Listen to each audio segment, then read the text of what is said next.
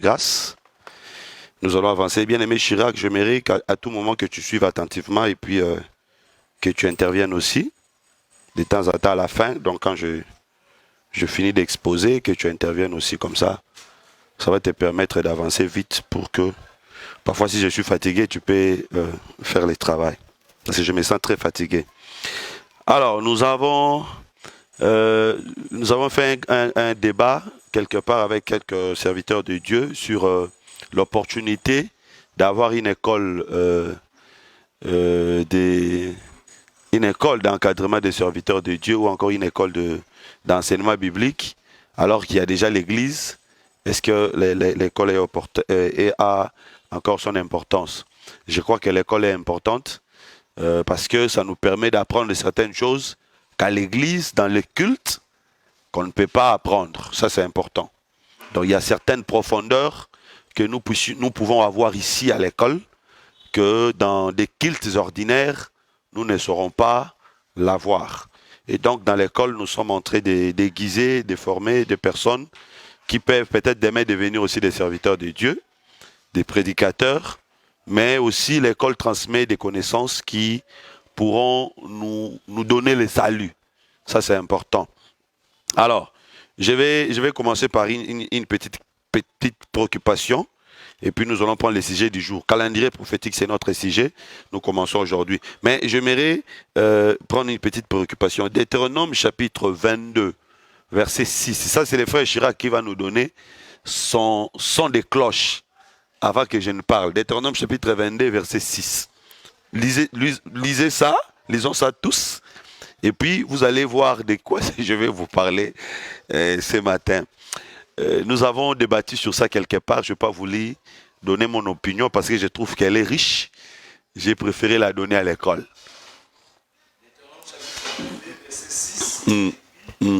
Si tu rencontres dans ton chemin un nid d'oiseau, oui. si un arbre sur la terre avec des petits ou des œufs, et la mer couchée sur les petits ou sur les œufs, tu ne prendras pas la mer et les petits, tu laisseras aller la mer et tu ne prendras que les petits, afin que tu sois iré et que tu prolonges tes jours. Ici, c'est Dieu qui donne une loi ou un précepte. Parce que ce n'est pas une loi, c'est un précepte. C'est ce qui est relatif à la vie morale, à la vie sociale.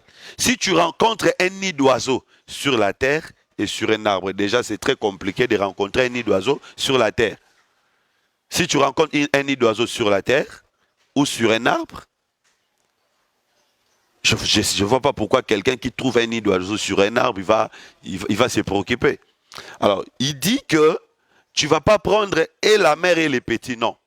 Tu vas prendre seulement les petits, tu vas laisser aller la mère pour que tu prolonges ta vie sur la terre que je te donne.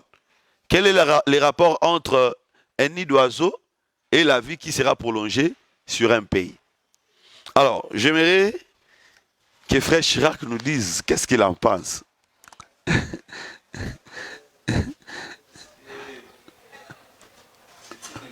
Oui. Ah, donc tu as changé.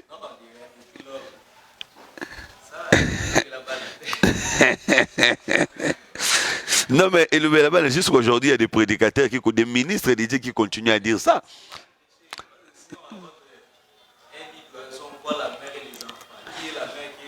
Alors, hier, j'ai assisté à un débat entre les serviteurs de Dieu où le ministre de Dieu est en train de dire que les nids d'oiseaux, ce sont des assemblées, dans les assemblées où il n'y a pas la parole. Si tu arrives dans une telle assemblée, tu vas prendre seulement les enfants, tu vas les laisser. Donc Dieu ne se préoccupe pas du salut des pasteurs, Dieu se préoccupe seulement du salut des fidèles.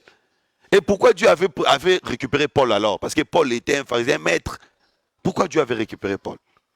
C'est pas possible. Ah, donc toi tu as déjà changé. Alors, donne la nouvelle version.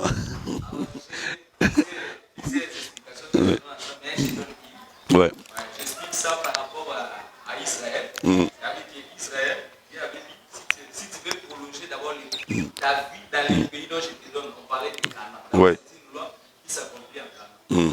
Maintenant, Israël, lorsqu'il partait dans les champs, il avait trouvé aussi un nid d'oiseau.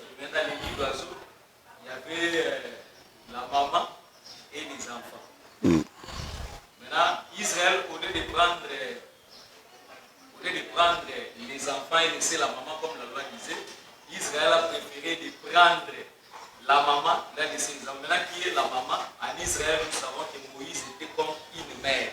Moïse était comme une mère.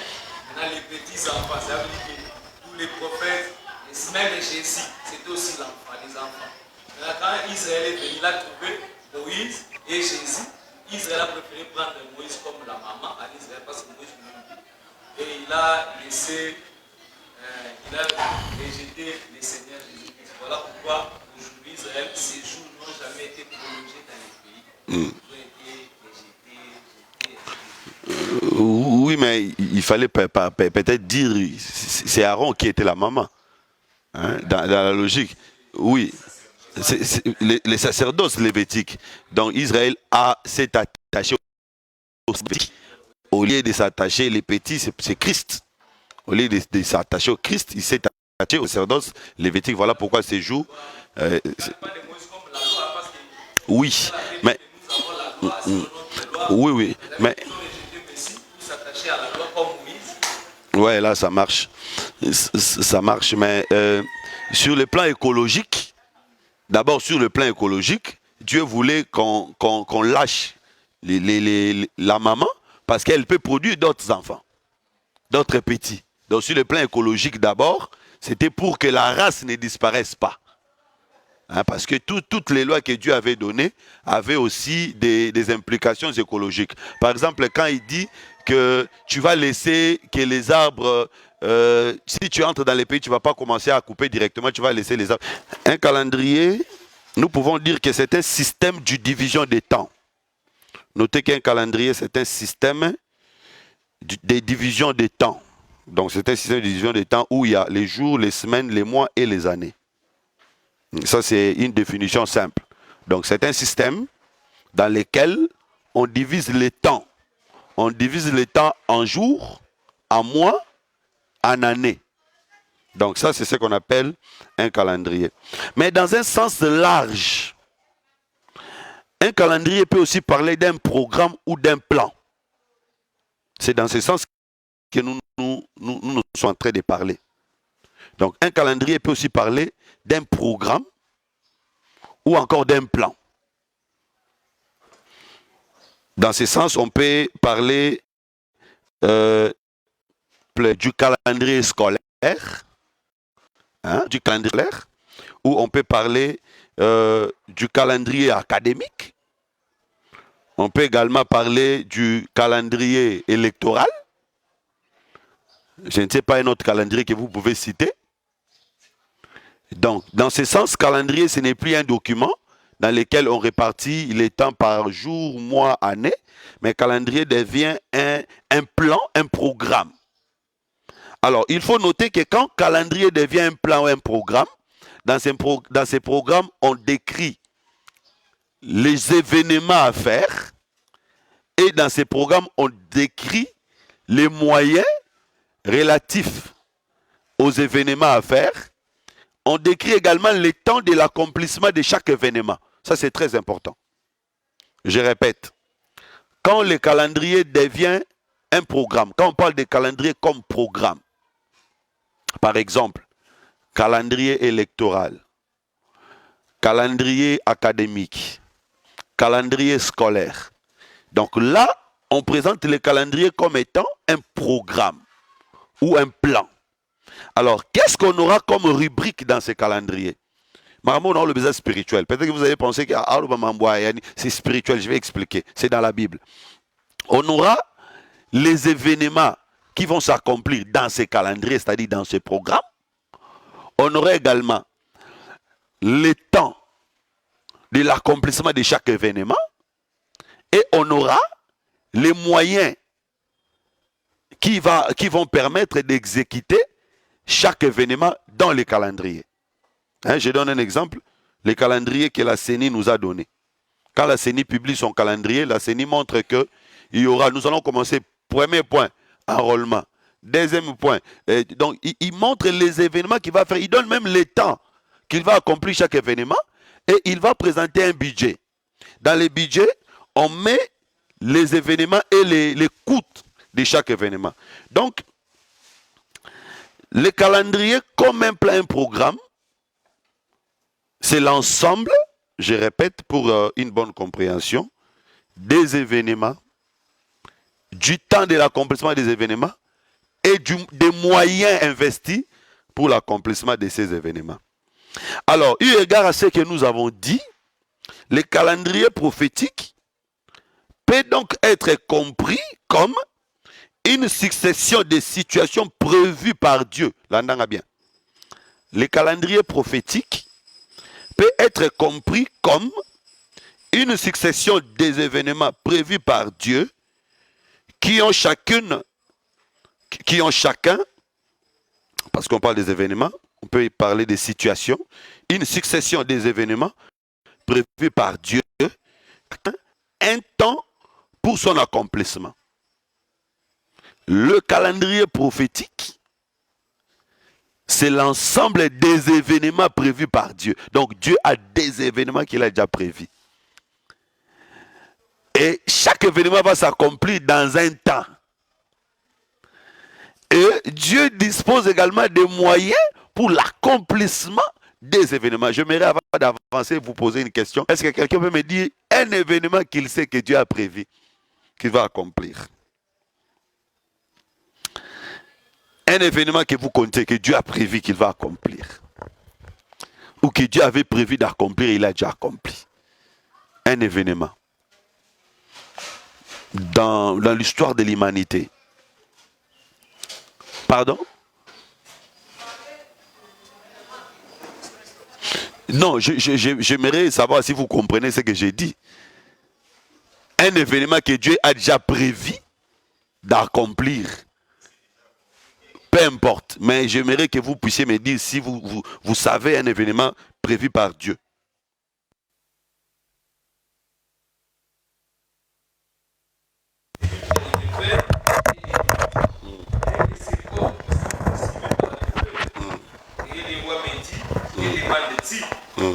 J'ai prié les dieux des cieux et j'ai répondu au roi. Si le roi les trouve bons, et si ton serviteur lui est agréable, envoie-moi à Juda vers la ville des sépulcres de mes pères pour que je la rebâtisse. Le roi auprès duquel la reine était assise me dit, alors combien ton voyage durera-t-il et quand sera-t-il de retour? Il plut au roi de me laisser partir. Et je lui fixais un temps. Vous voyez, Jérusalem est détruit. Né donne le vin au roi pour qu'il lui donne l'autorisation de rebâtir Jérusalem. Alors, les éléments qui nous intéressent là-bas, c'est quoi? Premier élément, Néhémie donne au roi le vin.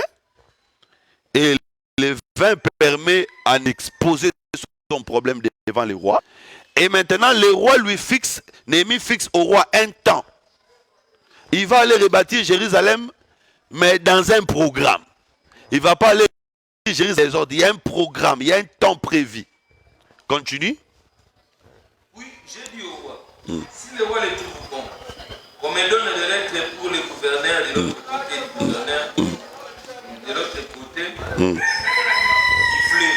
afin qu'il me laisse passer et entrer en Juda. Et il lettre pour Asaph, garde forestier du roi, afin qu'il me fournisse du bois, de charpente pour les portes de la citadelle. Un autre élément, c'est quoi? Les ressources. Il fixe le temps du rebâtissement de la ville. Il prévoit aussi les matériels, les moyens avec lesquels il va rebâtir la ville. Donc avant même que le travail ne commence, il y a déjà un temps fixé, il y a aussi les moyens fixés. C'est comme ça, moi je crois, avant que tu naisses, Dieu avait fixé le temps de ta vie. Dieu a également fixé les moyens pour que tu vives. On continue?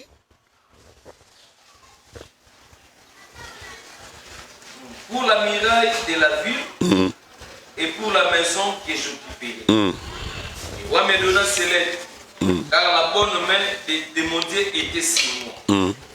Je me rendis auprès des gouverneurs de l'autre côté du fleuve. Bon, on peut se limiter là, vous allez continuer la lettre. Donc ici, nous pouvons poser la question, que représente Néhémie? Néhémie représente qui ou Néhémie représente quoi? Que représente la ville? Parce que la ville était détruite, Néhémie avait le souci de rebâtir la ville. Jésus-Christ est venu, Jésus-Christ dit à ses disciples, donc vous comprenez que la ville représente aussi le peuple. Donc on dit que la ville était détruite, c'est aussi l'image d'un peuple qui était détruit. Quand est-ce que le peuple était détruit? Le peuple était détruit en Adam.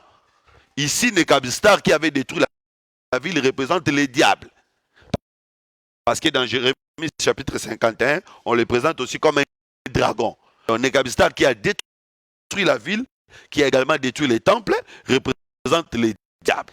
Qui a détruit l'homme au commencement. Il a également détruit les temples, qui détruit l'homme, il a détruit sa spiritualité, mais il fallait un ennemi, que Néhémie vienne pour rebâtir cette ville, c'est-à-dire cet homme qui a été détruit, ou ce peuple qui est détruit. Mais il ne peut pas rebâtir, il ne peut pas avoir l'autorisation de rebâtir s'il ne donne pas le vin au roi. Ce roi représente Dieu lui-même et le vin représente son sang. Donc le Seigneur Jésus devait donner son sang afin qu'il obtienne l'autorisation de rebâtir. C'est comme ça, nous disons que sur la croix de Golgotha, c'est lui qui est le véritable ennemi, qui avait donné son sang, tenir l'autorisation de rebâtir le peuple que nous sommes. Mais cette autorisation, il ne l'obtient pas simplement, il n'obtient pas simplement l'autorisation, il obtient aussi le temps de l'accomplissement de chaque chose, il obtient également les moyens nécessaires pour le rebâtissement de la ville. Ça c'est important. Alors, nous allons lire 1 Pierre chapitre 1, verset 10.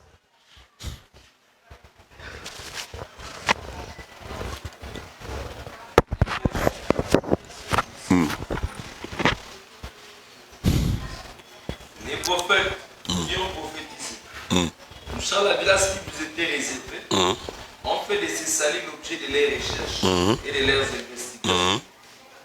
Vous sonder l'époque et les circonstances marquées par l'Esprit de Christ qui était en eux et qui a testé d'avance les souffrances de Christ et la gloire dont elle saignait.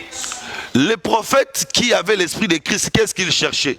Ils cherchaient les époques et les circonstances. C'est-à-dire, ils étudiaient les calendriers de l'accomplissement de chaque événement. Et comment est-ce qu'on étudie un calendrier? On étudie les temps et les événements. Donc, dans le calendrier prophétique, nous allons étudier les temps et les événements. C'est comme ça, ce n'est pas une mince affaire. Donc, nous allons nous plonger dans les temps et dans les événements. Les événements prophétiques. Et ici, j'insiste, quand nous disons événements prophétiques, ne voyez pas l'eschatologie, c'est très différent. Parce qu'après le calendrier prophétique, nous allons étudier l'eschatologie. L'eschatologie, c'est les événements de la fin, les événements finaux. Mais le calendrier prophétique, c'est les événements dévoilés. Donc, dans le calendrier prophétique, nous étudions les passés, les présents et les futurs. Alors que dans l'eschatologie, nous allons étudier quoi? Le futur. Ça, c'est très important. Donc, c'est-à-dire que l'eschatologie, c'est la deuxième partie du calendrier prophétique. Donc, l'eschatologie se trouve dans le calendrier prophétique. Mais l'eschatologie, c'est disons la troisième partie. Parce que la première partie, c'est le passé. La deuxième partie, c'est le présent. Et la troisième partie, c'est le futur. Alors, le mot prophétique veut dire dévoiler. C'est-à-dire calendrier dévoilé.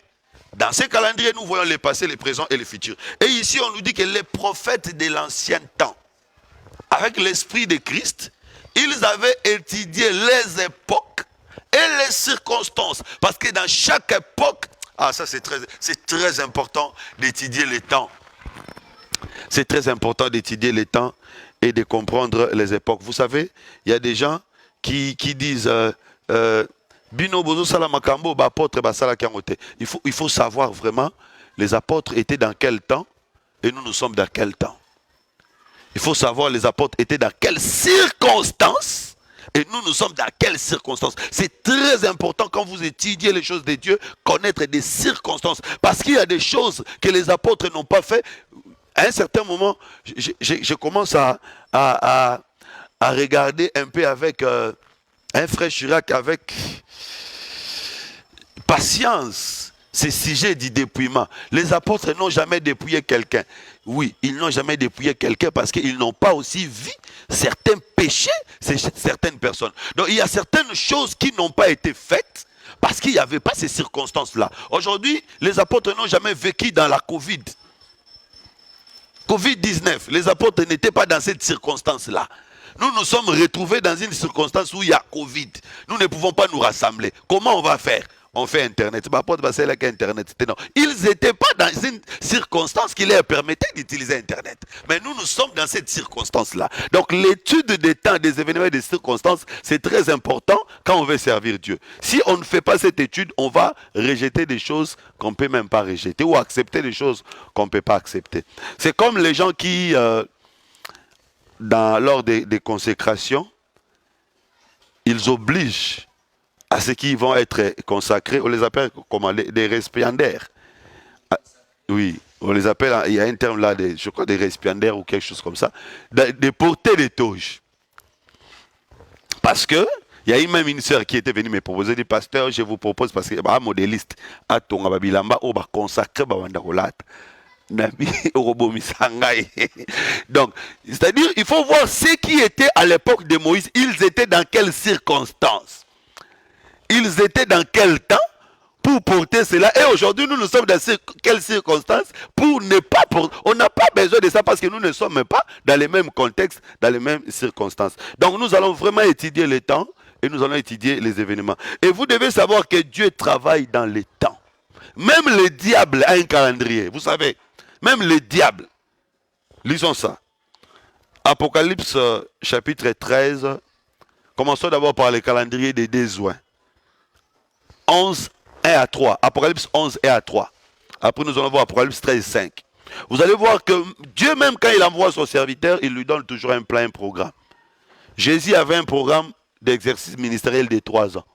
Voilà pourquoi quand les 3 ans est accompli, on va les tuer facilement.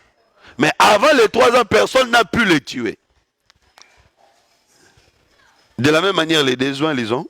Et ceux qui adorent.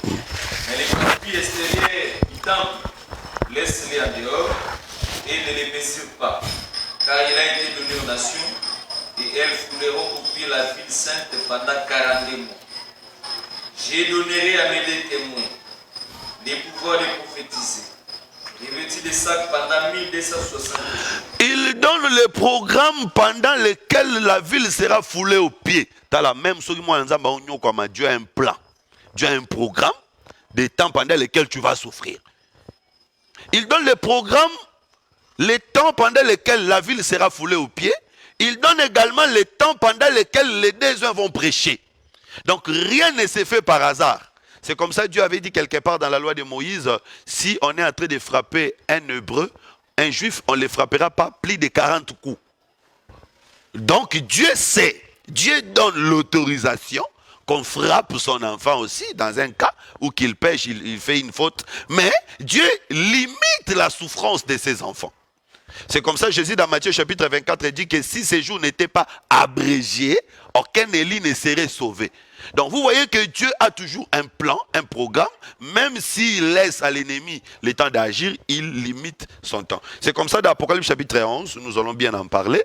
On donne les temps pendant lesquels la ville sainte sera foulée aux pieds. Je viens de dire tout à l'heure que la ville représente le peuple. Donc quand on dit que la ville sainte sera foulée aux pieds, c'est-à-dire le peuple sera dominé, parce que mettre les pieds sur, c'est dominer, c'est prendre possession. Hein? Donc quand on dit que la ville sera foulée aux pieds, c'est-à-dire c'est lui-là, c'est lui qui met les pieds est en train de dominer. Donc c'est les temps pendant lesquels l'ennemi va dominer le peuple. On montre que c'est 3 ans et demi. Et il dit aussi qu'il donnera à ses désoins le pouvoir de prêcher pendant 3 ans et demi. 1260 jours. Alors, un petit exercice avant que nous puissions passer. Apocalypse 11, 1 à 3. Reprends la lecture. Suivez bien. Suivez bien parce que je vais vous poser une question. Hein? En disant, lève-toi et messieurs les temples de Dieu, l'autel et ceux qui adorent. Mais les parties extérieures du temple, laisse-les en dehors et ne les mesure pas, car il a été donné aux nations. Et elles fouleront au pied la ville sainte pendant 40 mois. Je donnerai à mes deux témoins le pouvoir de prophétiser. Et petit de sac pendant 1260 jours. Ok. En lisant ces textes, il y a deux événements comme je venais de dire. C'est quoi le premier événement? La ville est foulée aux pieds. C'est quoi le deuxième événement? Prédication des deux témoins. Mais entre les deux événements, quel est l'événement qui va s'accomplir avant et quel est l'événement qui va s'accomplir après? Vous voyez, les deux vont prêcher avant. Hein? Ça, c'est par rapport à ce qui est écrit. Ce qui est écrit, on dit d'abord que la ville sera foulée aux pieds et les deux vont prêcher après. Mais dans l'accomplissement des événements, c'est les deux qui vont d'abord prêcher et la ville sera foulée aux pieds après. Donc c'est ça le travail que nous allons faire dans les calendriers prophétiques, placer chaque événement dans son temps. Parce que si tu prends la Bible et tu lis, tu ne vas jamais comprendre le temps de l'accomplissement de chaque événement. Et donc nous allons faire un grand travail de programmer, de reprogrammer, de montrer. Parce que si vous êtes dans la perturbation, le calendrier est abîmé, vous ne saurez pas vous préparer. C'est comme nous sommes à l'époque, à la période des élections, le calendrier électoral est là, un candidat qui confond le temps de l'enrôlement, peut-être, et le temps de la campagne électorale. Il prend enrôlement, il place après, il prend campagne, il place avant. Vous voyez que ce candidat ne réussira pas. C'est de la même manière, un prédicateur ou un enfant de Dieu qui ne maîtrise pas le temps de l'accomplissement des événements ne saura pas préparer les enfants de Dieu au salut ou ne saura pas préparer son cœur au salut. Donc c'est un enseignement tellement important. Alors, Apocalypse chapitre 13, verset 5. Tu donnais une bouche pour proférer des paroles arrogantes et des blasphèmes. Et il lui donnait le pouvoir d'agir pendant 40 ans. Ici, on parle de la bête qui monte des eaux. On lui donne une bouche pour proférer des blasphèmes. On lui donne également le pouvoir d'agir pendant 42 mois. Je vais expliquer. C'est quoi la bouche? Quand on donne à une personne la bouche pour parler, c'est aussi l'autorité qu'on lui donne. Hein? Donner à une personne la bouche, c'est lui donner l'autorité. Ça, c'est très important. Là, je peux ouvrir une parenthèse. Vous savez, quand les parents parlent sur les enfants, par exemple, quand un papa donne les noms à un enfant, c'est une manière de prendre l'autorité sur l'enfant. C'est très important. Et c'est comme ça, quand un enfant grandit, il enlève les noms que son père ou sa mère lui a donné. Il se donne un nom, il enlève l'autorité de son père ou de sa mère sur lui. Je vais m'expliquer. Vous savez pourquoi Dieu avait voulu qu'Adam donne les noms aux animaux? Le fait qu'Adam avait donné les noms aux animaux, Adam avait l'autorité sur les animaux. Donc c'est lui qui a la bouche, a l'autorité. Et donc quand on donne au dragon ou à la bête la bouche, c'est-à-dire on lui donne l'autorité. Mais cette autorité, on ne lui donne pas pour toujours. On lui donne cette autorité pour un temps. On dit 42 mois. Donc vous allez comprendre quand on va étudier ces choses, vous allez voir que les 42 mois de l'autorité de la bête, c'est ça aussi, les 3 ans et demi, pendant lesquels la ville sera foulée aux pieds par les nations. Alors, mais donc je suis allé pour vous montrer seulement que même s'il s'agit de l'ennemi, Dieu place l'ennemi entre dans le calendrier de Dieu. Donc dans le calendrier de Dieu, il n'y a pas seulement les œuvres de Dieu, il y a aussi les œuvres de l'ennemi. C'est là où nous allons dire qu'en réalité, le diable c'est un serviteur de Dieu, mais dans le mal. Parce que même les œuvres du diable sont prévues ou programmées par Dieu lui-même. Je crois que c'est ça. Très bien. Alors, je pense que je pars pas vite. Je marche avec vous, normalement. Importance du calendrier prophétique. Premier point, nous avons parlé sur la définition littéraire. Deuxième point, nous avons parlé sur l'illustration dans les livres de Néhémie. Et maintenant, troisième point, nous parlons sur l'importance du calendrier prophétique. La compréhension du calendrier permet aux uns et aux autres de se préparer par rapport aux éventualités. Je répète, la compréhension du calendrier permet aux uns et aux autres de se préparer par rapport aux éventualités. Par exemple, un politicien qui ne maîtrise pas le calendrier électoral n'aura pas de chance de gagner aux élections. Un étudiant qui ne maîtrise pas le calendrier académique aura moins de chances pour réussir dans ses études. Je répète, un étudiant qui ne maîtrise pas le calendrier académique aura moins de chances de gagner ou de réussir dans ses études. Un cultivateur qui ne connaît pas le calendrier pluvial va rater sa saison de cultiver et n'aura rien au temps de la moisson. Donc quand quelqu'un ne connaît pas le calendrier, même pour ce qui concerne l'agriculture, au moment de s'aimer, lui peut de s'aimer par exemple les maïs, lui peut s'aimer les ananas et puis il rate au moment de la récolte. De même, un chrétien qui n'a pas de notion du temps et du calendrier prophétique aura du mal à se préparer pour sa rencontre avec le Seigneur. De même, un chrétien qui n'a pas de notion du temps et du calendrier prophétique aura du mal à se préparer pour sa rencontre avec le Seigneur. Nous avons vu le Seigneur Jésus reprocher Israël d'ignorer cette réalité très importante. Matthieu chapitre 24, verset 45. Lisons ça. Je suis en train de vous donner et la littérature et l'explication pour que vous puissiez comprendre. Matthieu chapitre 24, verset 45. Lisons ça.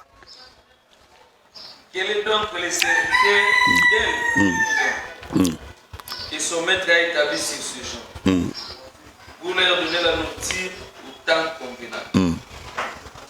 Et ce serviteur que son maître à son arrivée trouvera faisant ainsi. Je vous le dis en vérité, il établira sur tout ce bien.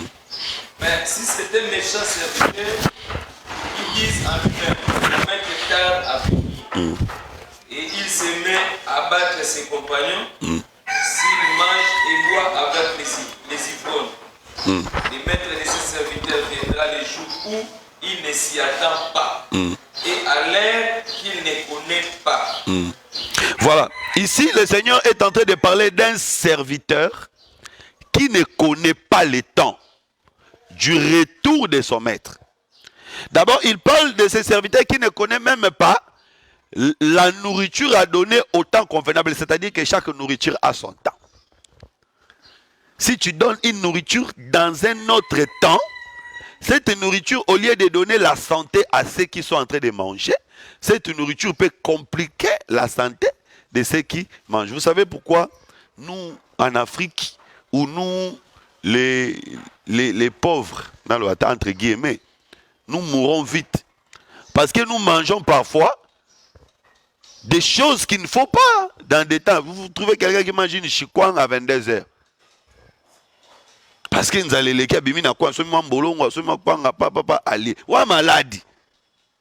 C'est-à-dire que ce que tu manges là, c'est une nourriture, mais ce n'est pas approprié à cette heure-là. Ouais. De la même manière, quand le Seigneur Jésus-Christ était venu, Jésus est en train de parler de la nourriture qu'on devait donner au temps convenable. Là, il faut comprendre. La nourriture, c'est quoi? Par rapport à Jésus, nous savons que la nourriture, c'est la parole. Mais, vous savez qu'il y avait la parole de Dieu comme la loi, la parole de Dieu comme la grâce.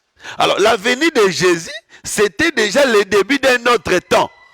Donc, la nourriture qu'on devait donner à la venue de Jésus, ce n'était plus la nourriture de la loi. C'est-à-dire que quand le Seigneur Jésus-Christ parlait, il parlait aux serviteurs qui étaient les chefs du peuple d'Israël, qui continuaient à donner à Israël la nourriture du matin, alors que la venue de Jésus, c'était déjà le temps du soir. Donc la venue de Jésus, il devait changer de nourriture, changer de message. Mais eux, ils continuaient toujours à donner la nourriture du matin. C'est comme aujourd'hui, il y a des prédicateurs qui continuent à demander aux gens d'amener de l'huile, des parfums, de l'eau, tout ça. C'est une nourriture, mais une nourriture du matin. Parce que le matin, c'était valable. Mais le soir, ce n'est plus cette nourriture-là qu'il faut. Donc, si vous mangez, vous pouvez voir que vous êtes rassasié, mais après, c'est la maladie qui viendra. Il y a certaines prédications aujourd'hui, certains enseignements aujourd'hui qui amènent les gens à la mort et non à la vie, parce que ce n'est pas une nourriture donnée au temps convenable. Donc ici, la notion du temps, comme je venais de dire, nous allons voir tout à l'heure, il y a les passés, les présents et les futurs. Et donc quand le Seigneur Jésus-Christ était venu, c'était déjà la fin du temps passé et le début du temps présent. Donc la nourriture du passé, c'était la loi donnée par Moïse. Et la nourriture du présent, c'était la grâce que le Seigneur Jésus-Christ a amenée. Et donc, il devait y avoir ces changements. Mais les serviteurs qui travaillaient en Israël n'avaient pas la notion du temps. Voilà pourquoi Jésus les appelle serviteurs infidèles. Et deuxième reproche, il dit, ils se sont mis à battre leurs compagnons, leurs frères. Oui, vous savez que les sacrificateurs frappaient les peuples, dans le sens qu'ils dépouillaient les peuples. Les livres d'Osée dit qu'ils dépouillaient les peuples. Donc ils récupéraient la richesse du peuple. À chaque fois que le peuple péchait, ils amenaient les sacrifices. Les sacrificateurs récupéraient. Donc ils frappaient les peuples, ils maltraitaient les peuples. Je suis en train d'expliquer cette parabole parce que c'est une parabole dans des volets. Premier volet, la venue du Messie, c'était aussi une surprise pour le peuple d'Israël. Ils savaient que le Messie allait venir, mais ils ne savaient pas le temps. Quand est-ce que le Messie allait venir? Voilà pourquoi quand le Messie est venu, ils n'ont pas crié en lui. Ils ont continué à donner les anciennes nourritures. C'est-à-dire ils ont continué à donner les anciens enseignements. Ça c'est très important.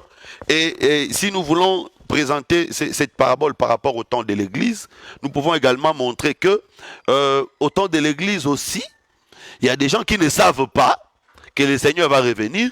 Ils continuent à donner les anciens enseignements. Alors, le Seigneur dit que les bons serviteurs, après avoir donné la bonne nourriture, le Seigneur l'établira sur toutes choses. Établir sur toutes choses, c'est entrer dans le règne millénaire. Donc, celui qui sert Dieu bien, Dieu l'amènera dans son règne, il régnera avec le Christ. Donc voilà, nous allons prendre notre texte. Lisons Luc chapitre 19, verset 42. Toujours pour comprendre l'importance du calendrier prophétique. Si toi aussi, en ce jour qui t'est donné, tu connaissais les choses qui appartiennent à ta paix, mais maintenant elles sont cachées à tes yeux. Il viendra sur toi des jours où tes ennemis t'enverront. Vous voyez la conséquence d'ignorer le calendrier. Quand on ignore le calendrier, qu'est-ce qui viendra? La destruction. Il dit, si tu connaissais les choses qui appartiennent à tes pays, en ces jours qui te sont donnés, c'est très important. Donc connaître les jours, connaître également les choses qui sont prévues dans ces jours-là. En fait, le Seigneur était en train de parler de quoi? Il continue, il y a quelque chose d'important là-bas. Non, reprends le verset 42.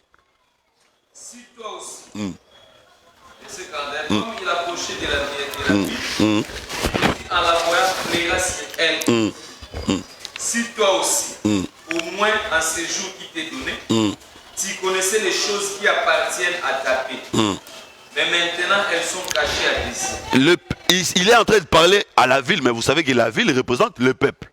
Donc il était en train de parler au peuple.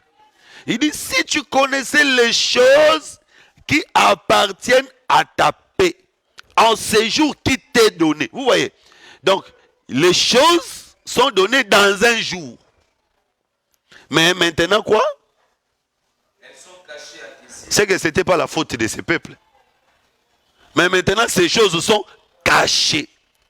Donc, c'est la faute à celui qui a caché ces choses. C'était quoi la chose en question? Non, attends d'abord. C'était quoi la chose?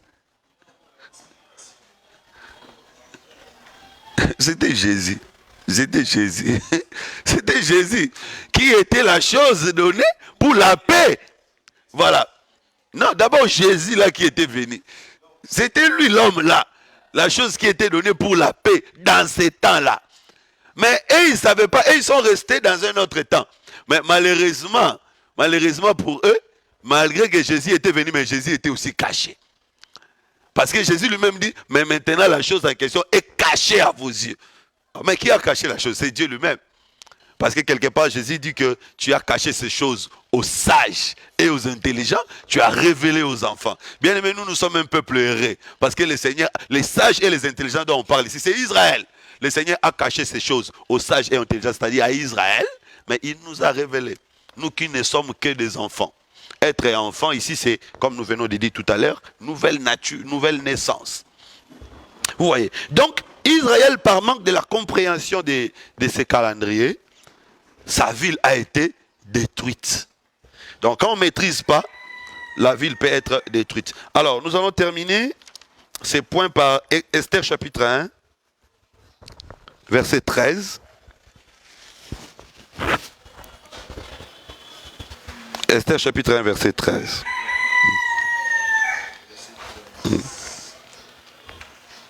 Alors le roi s'adressa aux sages qui avaient la connaissance des temps. Ah, donc dans la cour royale du roi à l'époque d'Esther, il y avait les sages. Qui sont ces sages? Ce sont des personnes qui ont la connaissance du temps.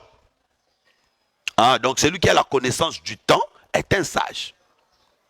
Et c'est la connaissance du temps qui avait fait que ces personnes entrent dans la cour royale. Ici, nous disons que la cour royale, c'est aussi le ciel. La connaissance du temps nous permettra d'entrer au ciel. Donc, l'étude du calendrier prophétique, c'est tellement important et primordial parce que ça va nous amener à entrer au ciel. Lisons également Luc chapitre 12, verset 54.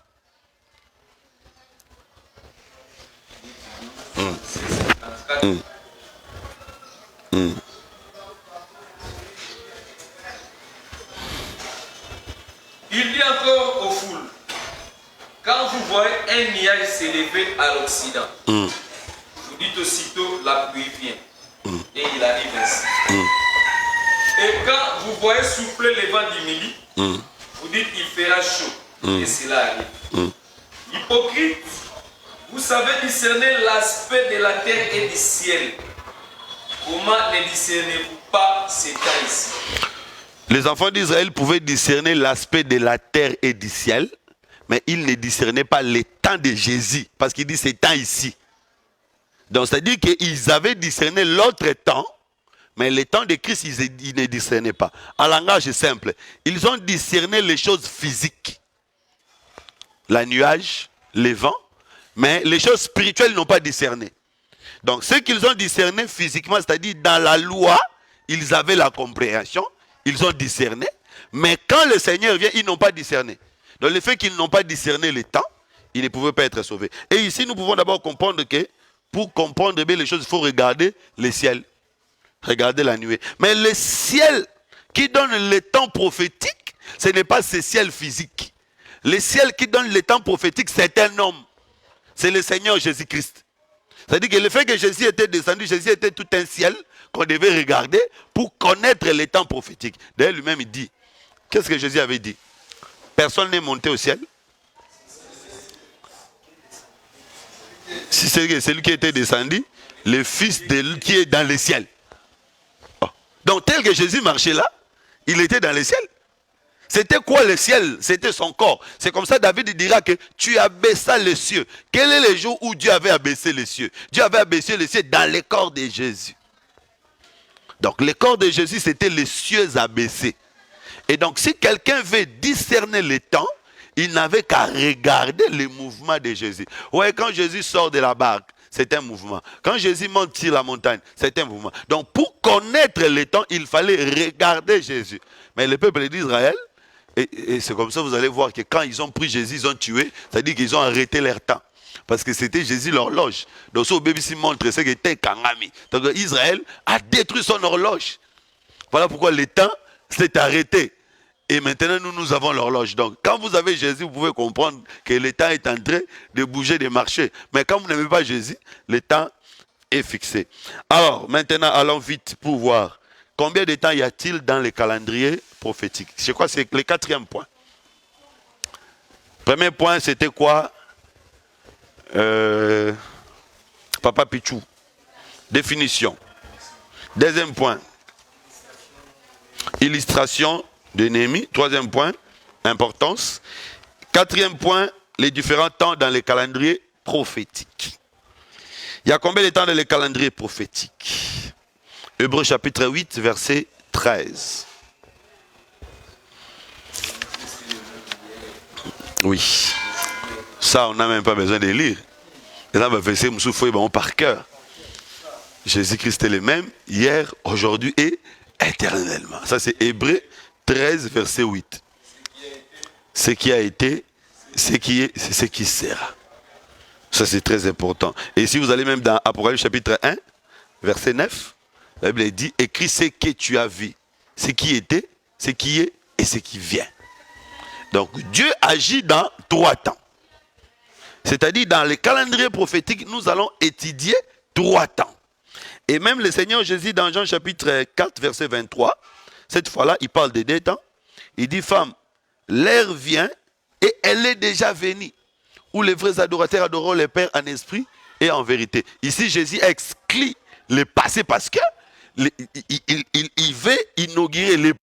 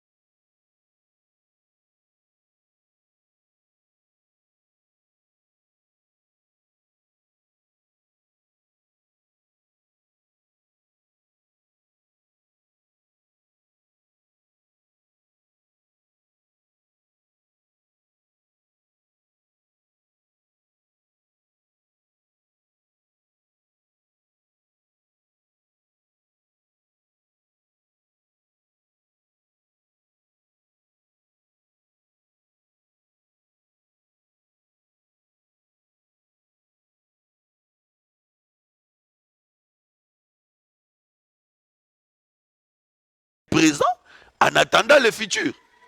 Donc quand Jésus dit l'heure vient, c'est-à-dire c'est le futur, elle est déjà venue, c'est le présent, où les vrais adorateurs adoreront le Père en esprit et en vérité. Donc la même adoration se fera dans le présent et la même adoration se fera aussi dans le futur. Parce que dans le passé, cette adoration n'existait pas. Ouais. Ici, Jésus exclut le temps du passé parce que l'adoration dont il parlait, c'est son adoration qui n'a pas existé à l'époque de la loi, mais qui existera au temps de la grâce et qui va exister dans le futur. Alors, donc, vous voyez que dans les calendriers prophétiques, nous allons étudier les événements que Dieu a prévus dans la loi, dans le passé, les événements que Dieu a prévus dans le présent et les événements que Dieu a prévus dans le futur. Alors, une question avant d'avancer, parce que je sais que ce n'est pas la première fois que je donne ces cours, j'avais déjà donné. Quel est l'événement majeur du passé? Ah, ce Moutoumourazio, on a félicité ma casse. Quel est l'événement majeur? Parce que nous avons dit le passé, hier, aujourd'hui et éternellement. Le passé, le présent et le futur. Alors, dans chaque temps, Dieu a un événement ou Dieu a plusieurs événements prévus. J'aimerais que quelqu'un me dise quel est l'événement majeur du passé. Malgré qu'on va étudier ça à profondeur peut-être le samedi prochain, mais quel est l'événement majeur du passé? Le passé. Passé. La chute de l'homme. L'événement majeur du passé. Parce que le salut, la venue de Jésus, c'est pour répondre, pour relever l'homme qui était... Donc nous allons voir avec vous que nous avons préparé un Pendaïemoukou. Il avait bien planifié la chute de l'homme et nous allons voir la raison. Alors, comprenez que ça soit dans le passé, que ça soit dans le présent, que ça soit dans le futur, il y a un seul esprit qui agit, l'esprit de Christ. Donc tout ce qui a opéré dans le passé, dans le présent et dans le futur, c'est toujours l'esprit de Christ. C'est comme ça si nous allons dans Matthieu chapitre 17. Matthieu chapitre 17, vous allez lire vous-même verset 5. Il est apparu Élie et Moïse à côté de Jésus. Jésus était au milieu. Pierre dit, construisons 3 tentes. Mais Jésus n'avait pas autorisé. Et quand la nuée les a enveloppés, la voix dit, celui-ci est mon fils. C'est pour dire que ça soit dans les 3 temps, il y a un seul qui était en train de parler, c'est le Seigneur Jésus-Christ. Donc même dans le passé, même dans le présent, même dans le futur, il y a un personnage principal qui est en train d'agir, c'est le Seigneur Jésus-Christ. C'est comme ça, lisons Luc chapitre 4.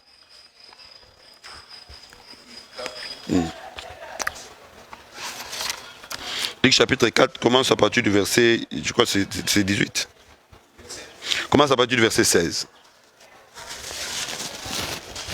Il s'est rendu à Nazareth, où il avait été élevé.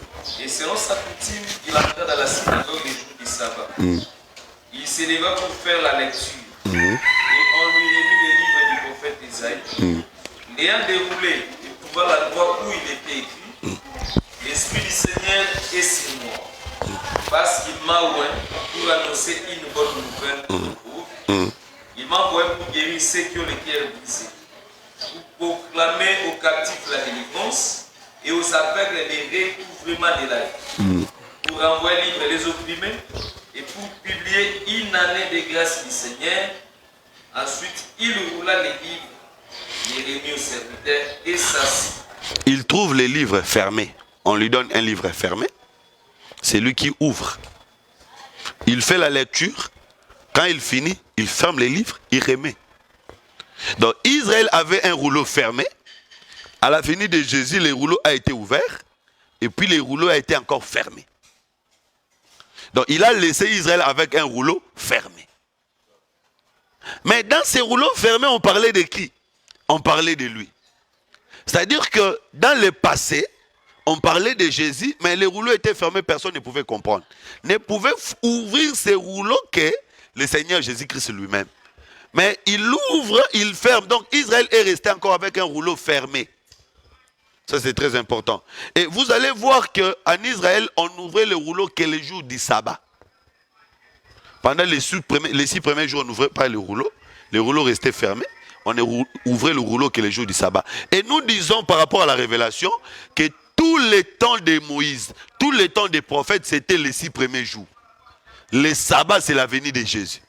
Donc c'est pour dire qu'avant que Jésus ne vienne, le rouleau n'a jamais été ouvert. Le peuple ne connaissait pas qu'est-ce qui était caché dans les rouleaux. C'est la venue de Jésus qui a ouvert les rouleaux. Mais quelle est la venue qui a ouvert les rouleaux? Ce n'est pas la venue physique, mais c'est la venue du Saint-Esprit qui nous a ouvert les rouleaux aujourd'hui. Mais le peuple d'Israël, comme il n'a pas encore reçu le Saint-Esprit, Israël est resté rouleau fermé.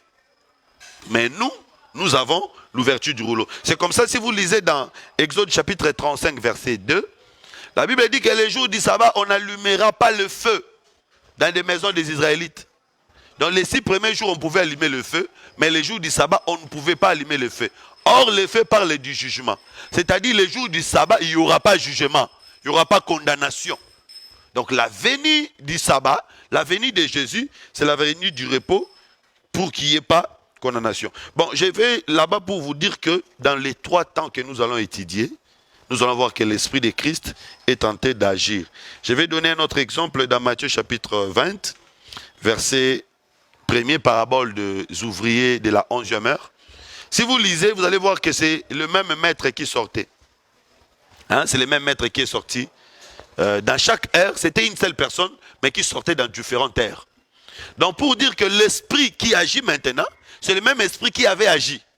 C'est-à-dire dans ce calendrier, nous sommes en train d'étudier le passé, le présent, le futur. C'est le même esprit qui a agi dans le passé. C'est le même esprit qui agit maintenant. C'est le même esprit qui agira dans les futurs. Très bien, je crois que nous allons nous limiter là pour les premiers cours aujourd'hui. Que Dieu vous bénisse. Je ne sais pas s'il y aura quelques questions. Sinon, nous allons prendre une pause de 15 minutes et puis nous allons revenir pour aborder les deuxièmes cours. Merci. Les proverbes et les paraboles.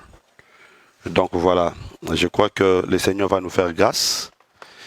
Nous allons avancer. Bien-aimé Chirac, je mérite qu'à tout moment que tu suives attentivement et puis que tu interviennes aussi, de temps à temps à la fin. Donc quand je finis d'exposer, que tu interviennes aussi comme ça.